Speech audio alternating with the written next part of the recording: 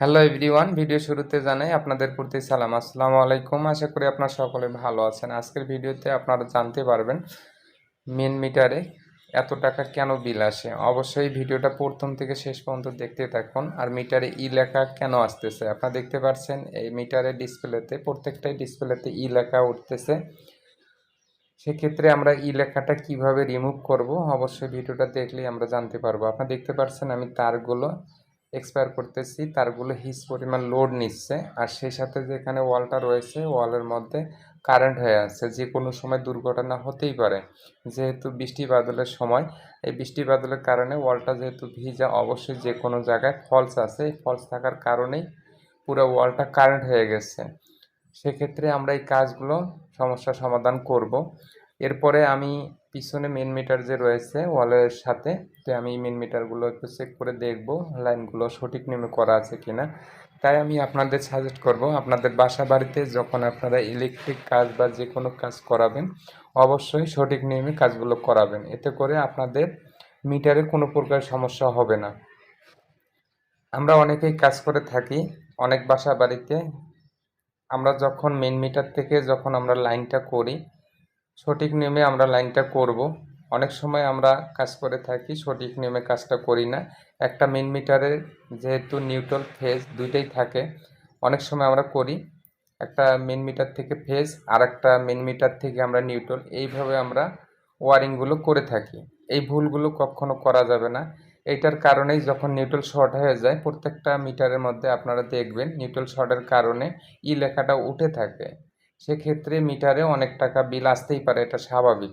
আর এখানে যে এত টাকা বিল আসতেছে প্রত্যেকটা মিটারেই 2000 1500 এইরকম করে বিল আসতেছে। তাই আমরা এই বিলগুলো কিভাবে কমানো যায় অবশ্যই আপনারা এই ভিডিও দেখলেই জানতে পারবেন।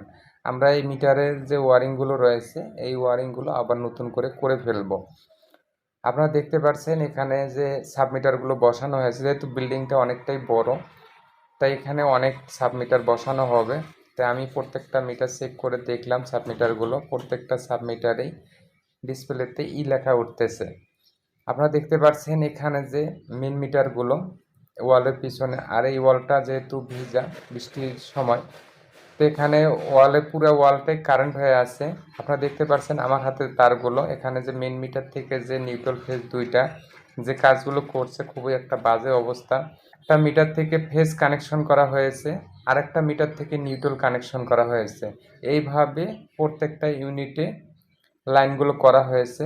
সেক্ষেত্রে মিটারে নিউট্রাল শর্ট থাকার কারণে এই মিটারে ই লেখাটা উঠতেছে। আর এখানে যে আপনারা দেখতে পাচ্ছেন জয়েন্টগুলো, কিভাবে জয়েন্টগুলো দেওয়া হয়েছে, শুধু পলি দিয়ে করে রাখছে। আর ওয়ালের মধ্যে এই জয়েন্টগুলো স্পর্শ করার কারণে পুরো ওয়ালটা কারেন্ট হয়ে আছে। দেখতে পাচ্ছেন ডিসপ্লের মধ্যে ই লেখা উঠতেছে, নিউট্রালটা শর্ট থাকার কারণেই কিন্তু এই ই লেখাগুলো উঠতেছে আর মিটারে অনেক টাকা বিল আসতেছে।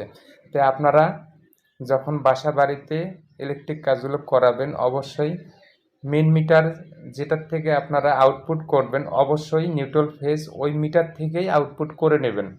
আপনাদের আমি সাজেস্ট করব আপনাদের বাসা বাড়িতে অবশ্যই আপনারা আর্থিংটা করে রাখবেন। আর্থিংটা করে রাখলে কারেন্ট কখনো অপচয় হবে না।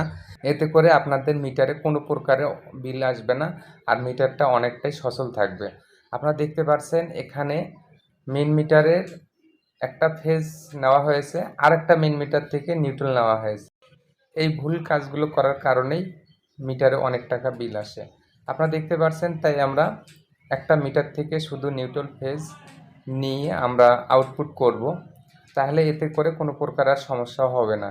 আর যে বাজে অবস্থা ওয়ারিংগুলো করা হয় এই ওয়ালে কারেন্ট লাগার কারণেই কিন্তু মিটারে অনেক টাকায় বিল আসতেছে। যেহেতু কারেন্টটা অপচয় হইতেছে, ওয়ালটা ভিজে, যে কোনো সময় লোক যদি স্পর্শ করে একটা দুর্ঘটনা হতেই পারে। অবশ্যই কাজগুলো সঠিক নিয়মে করব। আর আমি প্রত্যেকটা বাড়ি এলাকায় সাজেস্ট করব আপনারা যখন ইলেকট্রিক কাজ বা যে কোনো কাজ করাবেন অবশ্যই ভালো দক্ষ লোক দিয়ে কাজগুলো করিয়ে নেবেন, সঠিক নিয়মে কাজগুলো করাবেন। তাহলে আপনাদের মিটারের মধ্যে কখনো বিল বেশি আসবে না। আপনারা দেখতে পাচ্ছেন এখানে যে কাজগুলো করা হয়েছিল খুবই একটা বাজে অবস্থা।